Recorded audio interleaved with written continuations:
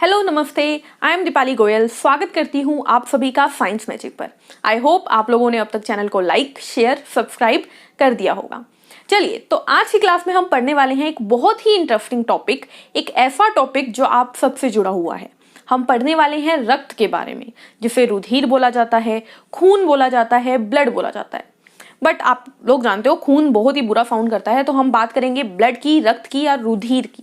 ठीक है, तो स्टूडेंट सबसे पहले तो यही बात है कि आप सभी जानते हैं कि छोटा सा कट लग जाता है तो वहां से कुछ बहने लगता है, और वो कुछ क्या होता है? वो कुछ ब्लड यानी रक्त ही होता है। तो आज हम उसी के बारे में डिस्कस करने वाले हैं, यानी कि वो कुछ जब हमारे हाथ के कट से निकलता है और हम उसे मुंह में लेते हैं ताकि ब्लड रुक जाए, तो वो नमकीन क्यों लगता है, वो लाल क्यों दिखता है, वो पानी जैसा तरल क्यों होता है, लिक्विड क्यों होता है, इन सब की बातें आज हम करने वाले हैं। तो शुरू करते हैं हमारा टॉपिक ब्लड। रेडी हो जाइए सारे। तो सबसे पहला क्वेश्चन क्या है ब्लड से? ब्लड का सबसे पहला क्वेश्चन है कि स्टडी ऑफ ब्लड को क्या कहते हैं। देखो स्टूडेंट्स, मैंने आपको जितने चैप्टर्स करवाए हैं सब में मैं आपको स्टडी करवाती हुई चल रही हूँ कि इसकी स्टडी को क्या कहते हैं, इसकी स्टडी को क्या कहते हैं, क्योंकि ना एक question definitely in general biology या केमिस्ट्री फिजिक्स में भी करवाऊंगी, जनरल इंट्रोडक्शन से आ जाता है। ठीक है, क्योंकि ये परीक्षा वाले चैप्टर्स में गिवन होता है, तो इनमें से एक क्वेश्चन टपक ही जाता है। जैसे कि लास्ट टाइम अभी एग्जाम में आया था कि एपीकल्चर क्या होता है। ठीक है, तो इसी तरीके से सेरिकल्चर क्या होता है, सिल्क वॉर्म का जो कल्चर होता है उसे बोलते हैं। तो ये चीजें बहुत कॉमन होती है, इसीलिए मैं आपको बताती हूँ। तो सबसे पहले क्या है स्टडी ऑफ ब्लड, यानी कि रुधिर के अध्ययन को क्या कहते हैं? तो आपको याद रखना है, रुधिर के अध्ययन को बोला जाता है हीमेटोलॉजी। क्या बोला जाता है? हीमेटोलॉजी। Hindi English haematology.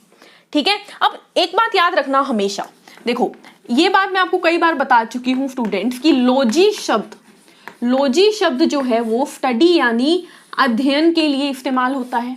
ठीक है, लॉजी का मतलब है स्टडी, बायोलॉजी जीव विज्ञान यानी कि जीवों की स्टडी। ठीक है, हमने पढ़ा था क्या, हमने कार्डियोलॉजी किया, यानी कार्डियो वर्ड हार्ट का था, लॉजी मतलब स्टडी। तो जब भी हम किसी चीज का अध्ययन करते हैं, किसी चीज के बारे में पढ़ते हैं, स्टडी करते हैं, तो वहां पे लॉजी लगता है। अब आपको याद क्या रखना है? आपको याद रखना है कि जो हीम शब्द है ना, ये जो हीम शब्द है ये रक्त के लिए इस्तेमाल किया जाता है। अब मैम इतने सारे वर्ड हम कैसे याद रखेंगे? आपने बोला हीम रक्त के लिए होता है, कार्डियक हार्ट के लिए होता है, पल्मोनरी लंग्स के लिए होता है, नर्वस यानी तंत्रिका जो है वो हमारे ब्रेन के लिए होता है, और भी बहुत सारे हैं जैसे कि यूरिनरी सिस्टम के लिए हो गया। ठीक है, यूरिनरी वर्ड हो गया जो, ठीक है, यूरेथ्रा हो गया, वो भी यूरिनरी सिस्टम में आ जाता है। तो यू से शुरू होने वाले वर्ड्स हो गए, रीनल वर्ड हो गया। तो बहुत सारे शब्द होते हैं, इनके लिए मैं एक स्पेशल लेक्चर लेकर आऊंगी आप लोगों के लिए, जिसके अंदर मैं आपको कॉमन टर्म्स बताऊंगी ताकि आपको कहीं पर भी कोई भी दिक्कत ना हो, इवन वर्ड्स को याद करने में भी। ठीक है, तो पहला क्वेश्चन हमारा रक्त से रिलेटेड क्या था कि रक्त के अध्ययन को क्या कहते हैं? आप लोग जान चुके हो कि रक्त के अध्ययन को क्या कहते हैं? हीमेटोलॉजी। क्लियर? उसके बाद आता है नेक्स्ट क्वेश्चन कि रक्त क्या है? क्या रक्त कोशिका है या रक्त ऊतक है या दोनों ही नहीं है?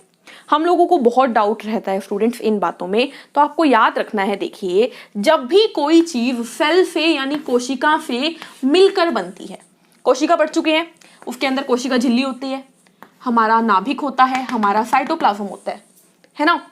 जब ऐसी कई कोशिकाएं मिलती हैं तो वो मिलकर, जब कई सारी एक जैसी कोशिकाएं मिलकर एक ही काम करने लगे, यानी कि ये सब ने डिसाइड किया कि भाई हम तो हमारी बॉडी के अंदर परिवहन करेंगे, तब वो कहलाते हैं क्या? टिश्यू यानी ऊतक। यानी कि एक अकेली क्या है? कोशिका, लेकिन जब वो झुंड में आई, जब वो ग्रुप में आई, जब उन्होंने अपनी ताकत दिखाई, तब वो क्या कहलाए? वो कहलाए ऊतक यानी टिश्यू।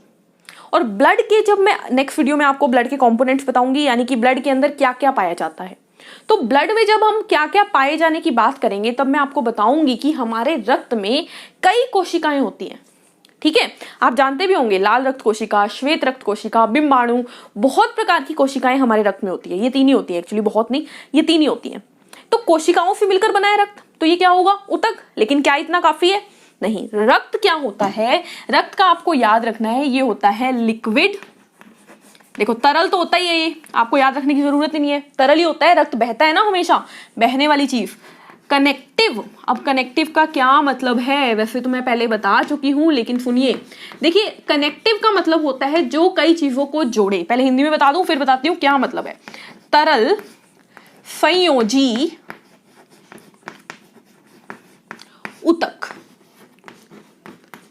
अब मतलब समझो, देखो हमने बोन की बात की थी, हड्डी हमारी पूरी बॉडी को जोड़ती है, ठीक है, हमारा फिर हमारा धड़, हमारी लेग्स, हमारे हाथ हमारी बॉडी से जुड़े हुए हैं बोन की वजह से, कार्टिलेज की वजह से, टेंडन की वजह से, मसल्स की वजह से। तो उन सबको मैंने आपको क्या बोला, टिश्यू, कनेक्टिव टिश्यू, क्योंकि वो दो चीजों को जोड़ते हैं, संयोजी ऊतक। तो ब्लड भी तो देखो यार, ब्लड का काम कितना सारा है।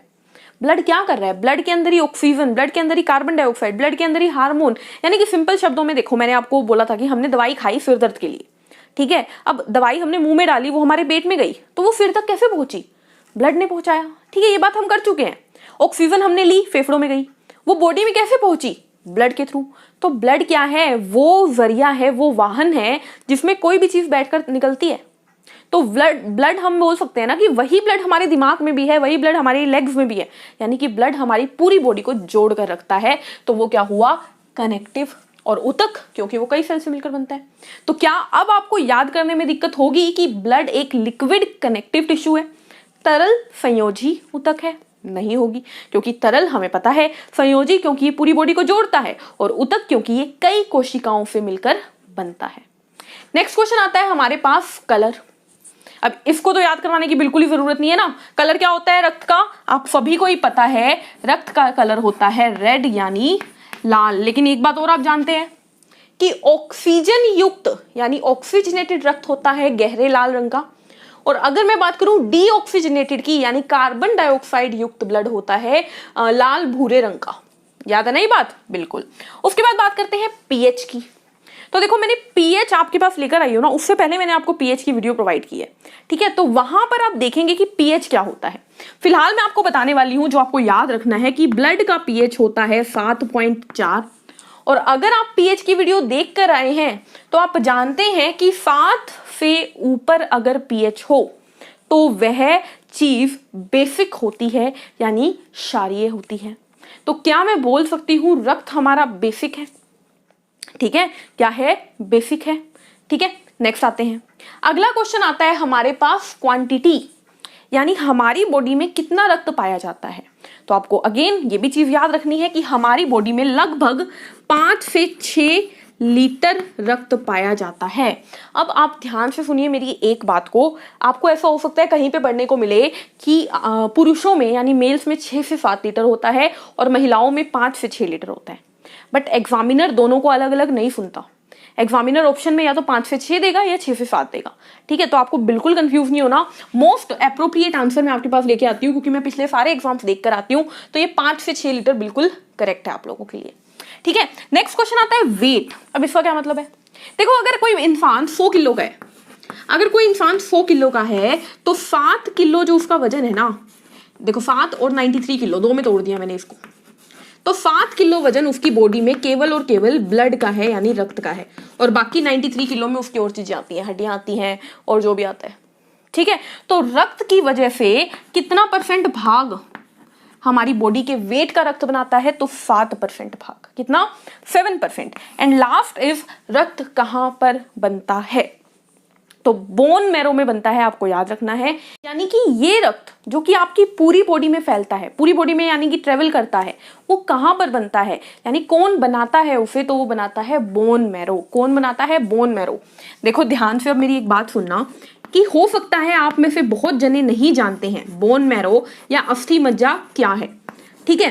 तो इस वीडियो को मैं लंबा नहीं कर सकती थी इस टॉपिक को समझाने के लिए, इसीलिए मैंने बोन मैरो पे अलग से वीडियो दी है, ठीक है। बोन मैरो पे छोटी सी वीडियो दी है, उसको देखिएगा, बोन मैरो आपको अच्छे से समझ में आ जाएगा। लेकिन अभी क्या याद रखना है, आपको याद रखना है कि आम इंसान में यानी कि कोई भी एक ह्यूमन में, कोई भी एक मानव शरीर में रक्त बनता है बोन मैरो यानी अस्थि मज्जा के अंदर, जो कि अस्थि यानी बोन के अंदर पाया जाता है, ठीक है। लेकिन ये हर बोन में नहीं पाया जाता, कुछ में ही पाया जाता है। और अगली चीज जो आपको याद रखनी है वो क्या है, हम में, ह्यूमन में तो बोन मैरो में रक्त बनता है, लेकिन जब एक कोई बच्चा होता है, बच्चे में रक्त आपको याद रखना है लीवर में बनता है। कहां पे बनता है, लीवर यानी यकृत, ठीक है। अब एक इंपॉर्टेंट क्वेश्चन के बारे में बात बताने वाली हूं। देखो आपके पास क्वेश्चन आएगा कि रक्त कहां पर बनता है, आप बोलोगे अस्थि मज्जा में बनता है। आपके पास क्वेश्चन आएगा कि रक्त कहां पर बनता है, ऑप्शन में अस्थि मज्जा है ही नहीं, तब आप बोलोगे लीवर में बनता है, ठीक है। आपके पास क्वेश्चन आएगा कि बच्चों में रक्त कहां पर बनता है, तब ऑप्शन में दोनों भी होंगे तो भी लीवर। बच्चे का नाम लेंगे तो लीवर ही आएगा, लेकिन अगर किसी भी चीज का नाम नहीं लिया तो ऑप्शन में कुछ मर्जी हो आपको टिक बोन मैरो लगाना है, यानी कि फर्स्ट प्रेफरेंस आपकी बोन मैरो जानी चाहिए। ठीक है, तो ये थी रक्त के बारे में कुछ बातें। हमने क्या डिस्कस किया कि रक्त के अध्ययन को हीमेटोलॉजी कहते हैं। हीम शब्द रक्त के लिए इस्तेमाल होता है। हमने देखा कि रक्त एक लिक्विड कनेक्टिव टिश्यू यानी तरल संयोजी ऊतक है, क्योंकि ये एक तरल है, बॉडी में कनेक्शन करता है, और एक ऊतक है क्योंकि सेल से मिलकर बनता है। फिर हमने पढ़ा कि रंग लाल होता है। फिर हमने देखा पीएच 7.4, मात्रा एक बॉडी में 5 से 6 लीटर, मेल्स में पुरुषों में ज्यादा होती है, परंतु आपको आंसर क्या लिखना है, 5 से 6 लीटर।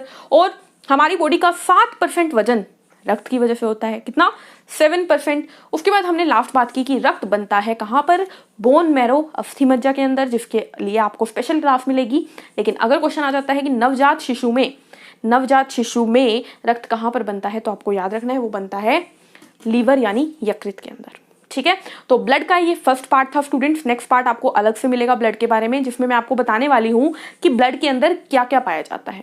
तो मिलते हैं नेक्स्ट वीडियो में, तब तक के लिए स्टे हैप्पी, कीप स्माइलिंग, पढ़ते रहिए, मुस्कुराते रहिए। Thank you, bye bye, take care.